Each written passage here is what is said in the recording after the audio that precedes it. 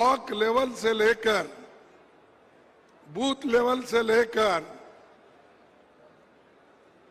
State के पूरे लोगों का इसमें योगदान है।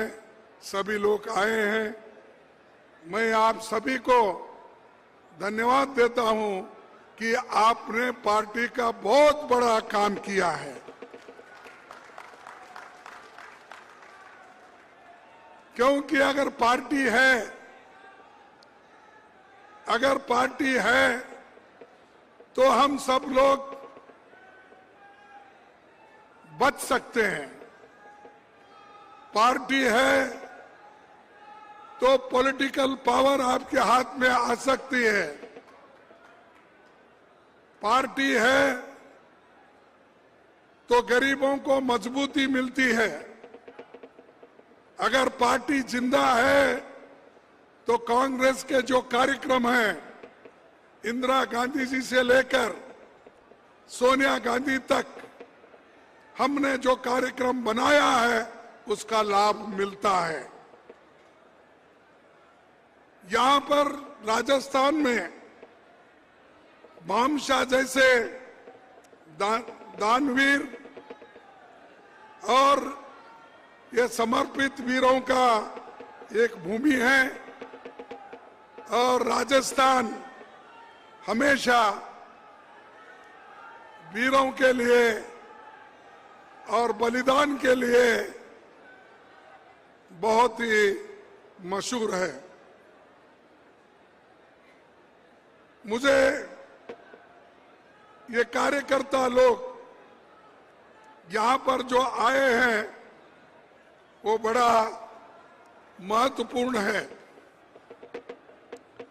और ये विशाल जनसभा, इसमें आए हुए लोग सिर्फ कांग्रेस के कार्यकर्ता हैं, कांग्रेस को मजबूती देने वाले लोग हैं।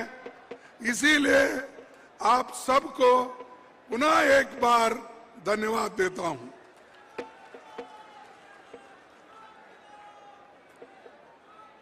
उन्नीस सौ 48 में यहां एक नया इतिहास रचा गया। 26 जून 1948 को राजपूताना कांग्रेस कमेटी बनी। पहली देसी रियासतों में राजा महाराजा कांग्रेस संगठन बनने नहीं देते थे। 48 में भारत के रियासती हिस्सों में कांग्रेस का पहला अधिवेशन जयपुर में हुआ। कांग्रेस का पहला अधिवेशन जयपुर में हुआ। यह ऐतिहासिक अधिवेशन था। बहुशः वैसा अधिवेशन फिर कभी नहीं होगा। राजस्थान के लोग उस पहले अधिवेशन को दिल खोलकर मदद करे और सहयोग दिए और वो हमारा भव्य अधिवेशन सारे हिंदुस्तान में उसकी चर्चा हुई। यहां तक कि नेहरू जी ने ये बात कही, महाअधिवेशन पे इतना जोर से करना, पैसा खर्च करना आवश्यक नहीं था, ये उन्होंने उस वक्त कहा। लेकिन यहाँ के कार्यकर्ताओं ने कहा ये हम सब मिलके कर रहे हैं। देश के आजादी के बाद हम सभी लोग एक जगह मिल रहे हैं, इसीलिए हमको इतने बड़े पैमाने पे करना पड़ा। ये उत्तर यहाँ के लोगों ने दिया। ऐसा दिल खोल के कांग्रेस को मजबूत करने वाले लोग यहाँ पर है। अभी हाल में हैदराबाद में हमारी CWC मीटिंग हो गई। एक वहां पर हम काफी अहम फैसले ले और वो फैसले एक के बाद एक हम लाने वाले हैं। और यहां पर हमने जो उदयपुर में हमने फैसले लिए थे, अधिवेशन जो हुआ था, वो भी एक के बाद एक हम वहां पर कर रहे हैं। इस कारण ये आने वाले चुनाव को भी बहुत बड़ा फायदा होने वाला है। ये पार्टी के कार्यकर्ता हमारे आंख है, हमारे कान है, हमको मजबूत करने वाले हाथ हैं। इसीलिए ये जरूरी है कि कांग्रेस के कार्यकर्ताओं को मजबूत करना। और आप का जिम्मा है वोटरों को साथ लगातार संपर्क रखना, उनके सवालों का जवाब देना, विरोधी द्वारा फैलाई जा रही झूठी बातों को काट करना, वोटर लिस्ट की जांच कराना, कोई साथी नाराज है तो उसे मनवाने की कोशिश करना। जहां तक ये भी बताना होगा, सरकार ने 2018 में जनघोषणा पत्र में जो वायदे किए थे उसे केवल पूरा नहीं किया, लेकिन उससे भी एक कदम आगे बढ़ के सब कुछ लोगों को दिया। ये कांग्रेस पार्टी की देन है। कांग्रेस पार्टी जो कहती है वो करके बताती है। आपको हमने जो वायदा किया था, हमारे चीफ मिनिस्टर ने, हमारे एमएलएओं ने, मिनिस्टरों ने सभी मिलके आपके वायदे पूरे किए, बल्कि ज्यादा भी दिए। इसीलिए आपका यह फर्ज होता है कि इन कार्यक्रम को लोगों तक पहुंचाना, घर घर पहुंचाना, तभी कुछ हमारी आगे काम बनती है चुनाव के लिए। नहीं तो घोषणा पत्र हम पढ़ लेंगे, घर घर देने के बजाय अपने घर में रख लेंगे, तो पार्टी का प्रचार नहीं होगा।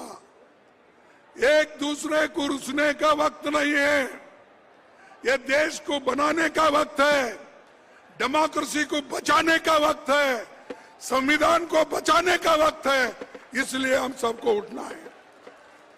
यह किसी एक व्यक्ति का नहीं है या किसी एक कौम का नहीं है।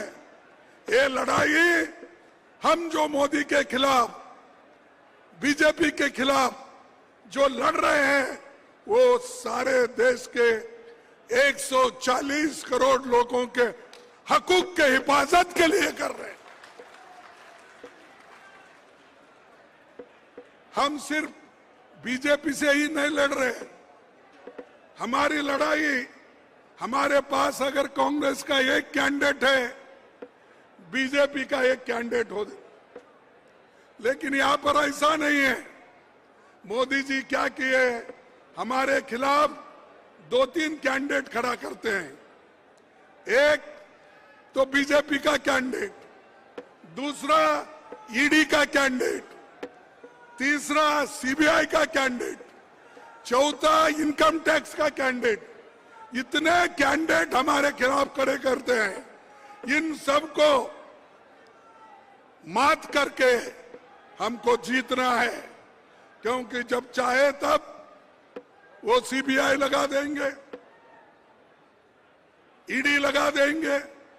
हमारे जब सम्मेलन होते हैं, हमारे जब कार्यक्रम होते हैं, दूसरे दिन ही छापा पड़ता है या उसी दिन छापे डालते हैं। अगर कल हमारा एक संगठन के तौर पर मीटिंग है तो तब उसके पहले एक दिन हमारे ऊपर छापे गिरते हैं। क्यों? ये क्या डेमोक्रेसी है? और ऊपर से बोलते हैं डेमोक्रेटिक है। हम बहुत काम जो लोकतंत्र के अनुसार करते हैं। कहाँ है भाई लोकतंत्र के अनुसार तुम्हारा?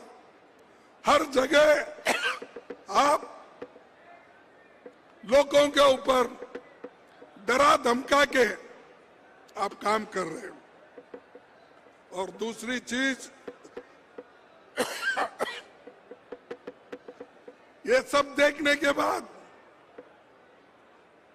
आप दोबारा हमारी सरकार यहां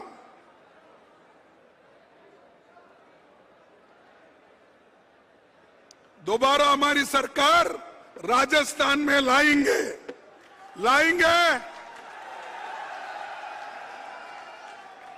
तो मैं इस पे समझ जाता हूं कि आप लाने वाले हैं और हम लोग आपके साथ हैं।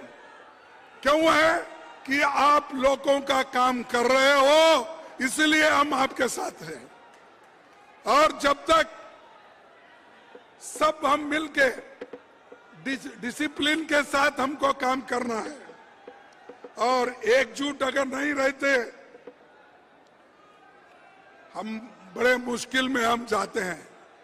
इसीलिए मैं एक बात कहूंगा, किसी शायर ने ये कहा है, एक पल रुकने से दूर हो गई मंजिल, एक पल रुकने से दूर हो गई मंजिल, सिर्फ हम ही नहीं रास्ते भी चलते हैं। तुम रुक जाओ तो वहीं खड़े हो जाएंगे, अगर चलते रहेंगे तो रास्ते भी चलते रहेंगे। तो इसीलिए दोस्तों मेरा कहना है, छोटी मोटी बातें भूल जाओ। हमको सोनिया गांधी जी जिन्होंने मेहनत करके इस पार्टी को जिंदा रखने की पूरी कोशिश की, राहुल गांधी जी 4038 किलोमीटर पैदल चले, भारत जोड़ो की यात्रा की, भीषण गर्मी में, बारिश में, आंधी में, तूफान में, बर्फबारी में यात्रा चलती रही। जनता का सवाल उन्होंने बुलंद किया, उठाया।